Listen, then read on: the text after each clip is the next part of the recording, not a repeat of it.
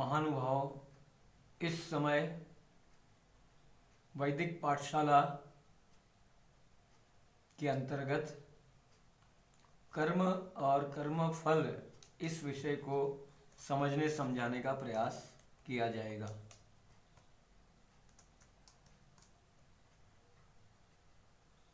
आपने सुना होगा कि जो जीवात्मा है वो कर्मशील है, उसको वेदों में क्रतु कहा गया है,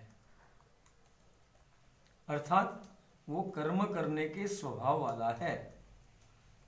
बैठा रहना, सोते रहना पसंद नहीं करता है, कुछ न कुछ कर्म करना चाहता है।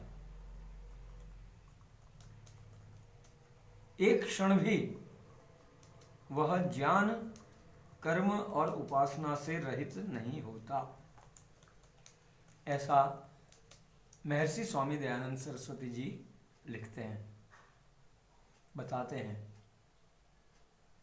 तो अब ये प्रश्न आया कि ज्ञान, कर्म, उपासना ये शुद्ध होने चाहिए या अशुद्ध होने चाहिए? तो उसका उत्तर ये है कि शुद्ध होने चाहिए, क्योंकि जिसके ज्ञान, कर्म, उपासना शुद्ध है उसका फल उसे मिलेगा, सारे दुखों से छूटेगा और ईश्वर के बढ़िया आनंद को वो प्राप्त कर पाएगा। और जिसके ज्ञान, कर्म, उपासना अशुद्ध है उसका फल उसको क्या मिलेगा कि वो बार बार जन्म लेता रहेगा, मृत्यु को प्राप्त करता रहेगा। इसको शास्त्रीय भाषा में आवागमन कहते हैं। इस आवागमन के चक्र में दुख भोगने ही पड़ते हैं। हम अच्छे अच्छे कर्मों को करके यदि हर बार भी मनुष्य जन्मों को प्राप्त करें तो भी हमें दुख भोगना ही पड़ेगा। तो ये समझ जब आती है व्यक्ति को कि बार बार जन्म लेना वो तो कोई ठीक नहीं है, तो फिर उसकी इच्छा समाप्त हो जाएगी, बार बार जन्म लेने की इच्छा समाप्त हो जाएगी। वो कहेगा जीवात्मा कि अब मुझे जन्म नहीं चाहिए, क्योंकि ये जन्म जो है वो दुख का कारण है। तो ऐसी समझ जब आती है जीवन में, तब तक व्यक्ति बूढ़ा हो जाता है। जब युवा काल था और शक्ति थी तो तब वो उसके पास समझ नहीं थी, और जब समझने में समझते समझते समझते उसने अपना समय नष्ट कर दिया, शक्तियां नष्ट कर दी, सामर्थ्य बचा नहीं। अब जो है वो अनुभव करता है ये तो बड़ी हानि हो गई, बड़ा नुकसान हो गया, बड़ा विनाश हो गया। तो इसका समन्वय करते हुए हमें बचपन से, युवा काल से ही अपने ज्ञान, अपने कर्म और अपनी उपासना को ठीक करने, भूल रहित, त्रुटि रहित, शुद्ध करने का, विशुद्ध करने का प्रयास करना चाहिए। वैसे तो ये जो संसार है वो बड़ा ही आकर्षक है, वो रूप बदल बदल करके हमको फंसाता है, अर्थात हम उसमें फंसते हैं, अपनी इच्छा से फंसते हैं। हमको ही कभी खाना, कभी पीना, कभी डांस करना, कभी मस्ती, कभी पिकनिक, कभी फैशन, कभी नौकरी, कभी धंधा, कभी पद चाहिए तो कभी प्रतिष्ठा चाहिए, कभी जो है गाड़ी चाहिए, और गाड़ी में भी वो लंबी चाहिए, और 5 स्टार सुविधाएं चाहिए। तो इन सांसारिक इच्छाओं का फल ये है कि हम उसके अनुरूप अच्छे बुरे या मिश्रित कर्मों को करते रहते हैं, और फल रूप में हम जो है फिर जन्म मरण के चक्र में फंसते रहते हैं। तो महापुरुष और विद्वान लोग कहते हैं कि ये जीवन जो है वो एक परीक्षा काल है। जब हम ज्ञान कर्म उपासना इन तीनों को शुद्ध करेंगे तो हम पास हो जाएंगे और हम मोक्ष में चले जाएंगे। और हमने इसको शुद्ध नहीं किया, अशुद्ध ही रखा, भूल वाले रखा, त्रुटि वाले रखा, तो उसका फल है कि हम जन्म मरण के चक्र में फंसे रहेंगे, आवागमन के चक्र में फंसे रहेंगे। तो हम सभी का उद्देश्य ये होना चाहिए कि हम तत्व ज्ञान की ओर बढ़ें और हम कर्म के क्षेत्र में हम पुरुषार्थी बने, कर्मठ बने, परोपकारी बने और परोपकार के कार्यों को भी निष्काम भावना से करें। तो ये इस प्रकार से हम जीवन में उन्नति पाना चाहते हैं तो हमें कर्म और कर्म फल क्या है, इसकी परिभाषा क्या है, कितने प्रकार के होते हैं, इसका फल कौन, कब और कैसे देता है, ऐसे ऐसे अनेक विषयों के ऊपर दृष्टिपात करना चाहिए। इसको हृदय में बिठाना चाहिए, ईश्वर के न्याय को समझना चाहिए, ईश्वर से डरना चाहिए और अशुद्ध कर्मों से बचना चाहिए और शुभ कर्मों में हमारी अधिक से अधिक प्रवृत्ति होनी चाहिए। तो हम जीवन को सफल बना पाएंगे, अर्थात धर्म, अर्थ, काम और मोक्ष को प्राप्त कर पाएंगे। तो कर्म के विषय में जानने से पहले हमें एक विषय ये भी समझना चाहिए कि हम जो मनुष्य हैं, अभी हमको मनुष्य जन्म मिला है, तो वो एक विशेष परिस्थिति है।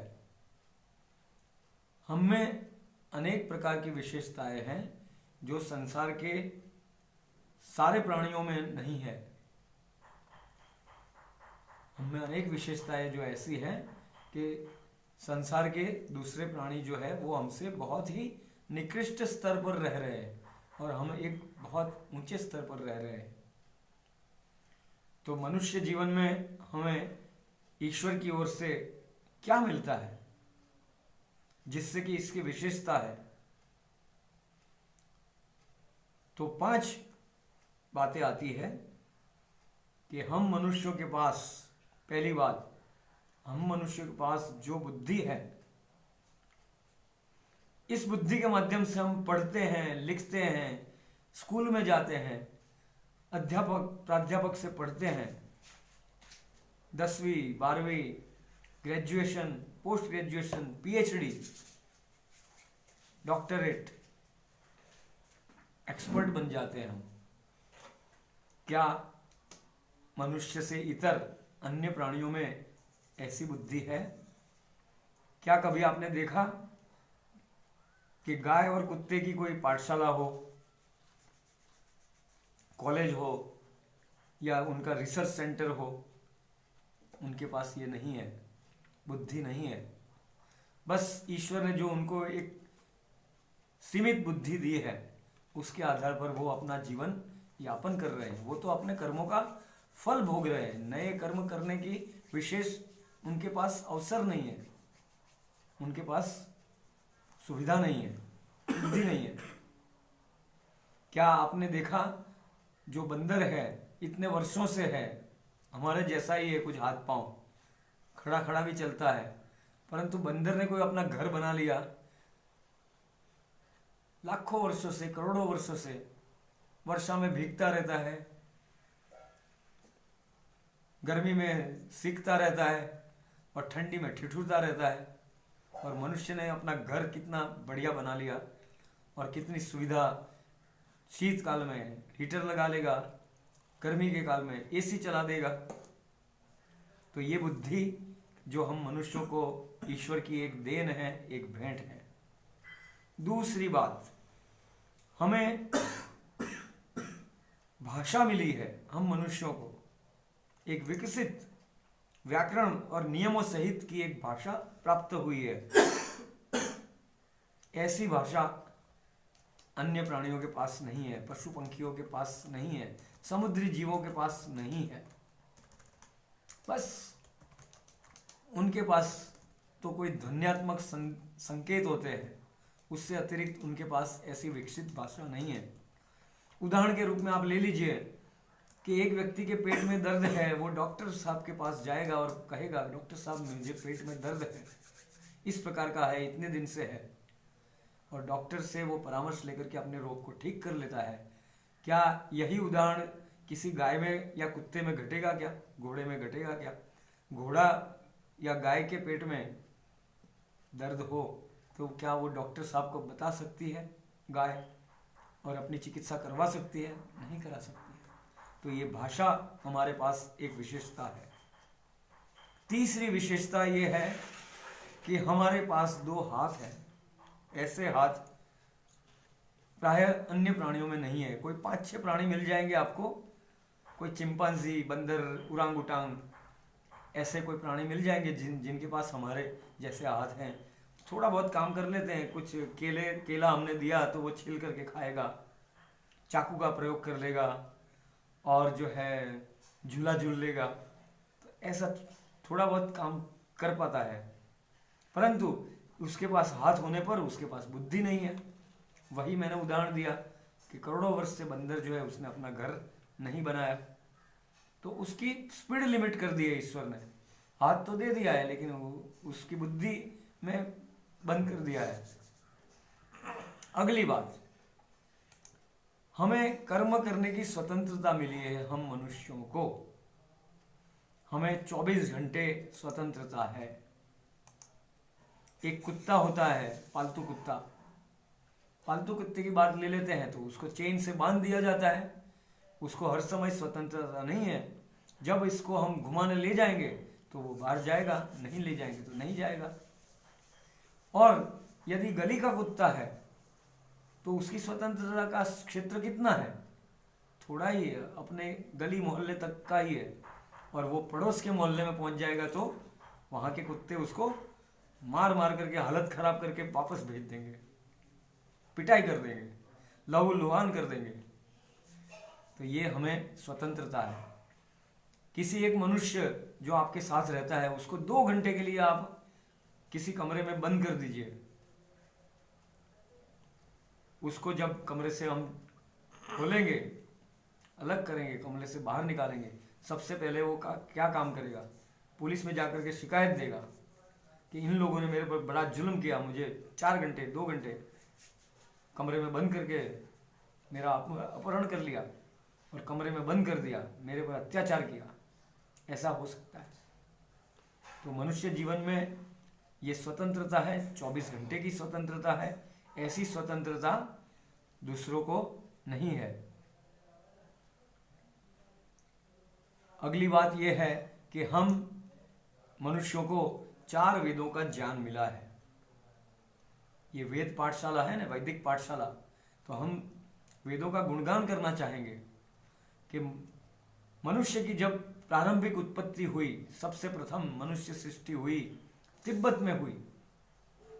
धरती का सबसे ऊंचा भाग, वहां पर हजारों की संख्या में मनुष्यों की उत्पत्ति हुई। वैसे ये विषय अन्य अध्यापक का है कि सृष्टि की उत्पत्ति, रचना, सृष्टि चक्र, ये आपको बताएंगे कि कैसे सृष्टि उत्पन्न होती है, किन तत्वों से उत्पन्न होती है, क्या क्रम होता है, कितना समय लगता है। तो इस प्रकरण को मैं अधिक न लेते हुए बताता हूं कि जब सृष्टि में हजारों की संख्या में युवक और युवतियों के रूप में जमीन फाड़ करके मनुष्यों की उत्पत्ति हुई, उस समय उनमें से 4 श्रेष्ठ पुरुषों को 4 वेदों का ज्ञान दिया गया और उन 4 ऋषियों ने, पवित्र आत्माओं ने अन्य मनुष्यों को ये ज्ञान विज्ञान दिया। ज्ञान की बातें सिखाई, कर्म की बातें सिखाई, उपासना की बातें सिखाई और विज्ञान की बातें सिखाई। तो ये 4 वेदों का ज्ञान जो है पशुओं के पास नहीं है। पशुओं का जीवन तो एक प्रकार से प्रोग्राम वाला जीवन है, प्रोग्राम कर दिया गया है कि भूख लगे तो खा लेना, नींद आवे तो सो जाना, और कोई बड़ा पशु आ जाए तो भयभीत होकर के पूछ दबा करके चले जाना, भाग जाना, और कोई निर्बल आ जाए तो उसको सताना, उसको आक्रमण करके मार करके खा जाना, जान भी ले लेना। ऐसा उनका प्रोग्राम है, प्रोग्राम वाला जीवन है। उसमें विकास का कोई विशेष अवसर नहीं है। तो मनुष्य को जो विकास का ये मिला है अवसर मनुष्य जीवन में, तो हमारा जीवन जो है सांप सीढ़ी के बराबर है। आप लोगों ने सांप सीढ़ी का खेल अवश्य ही खेला होगा। जब हम 8 पर पहुंचते हैं या 12 पर पहुंचते हैं और हमको सीढ़ी मिल गई तो हम सीधे 35 पर पहुंच जाते हैं, और यदि हम जो है 52 पर पहुंचे हैं और हमें कोई रास्ते में सांप मिल गया तो हम सीधे 14 पर आ जाते हैं। तो हमारा जीवन भी इस प्रकार हमारे ज्ञान, कर्म और उपासना के आधार पर कभी उन्नत होता है तो कभी पतन को प्राप्त होता है। इसको अवश्य ही समझना चाहिए और ऐसा प्रयास रहे कि हम सदा उन्नति की ओर, सफलता की ओर ही, प्रगति की ओर ही आगे बढ़ते रहें। ओम शम।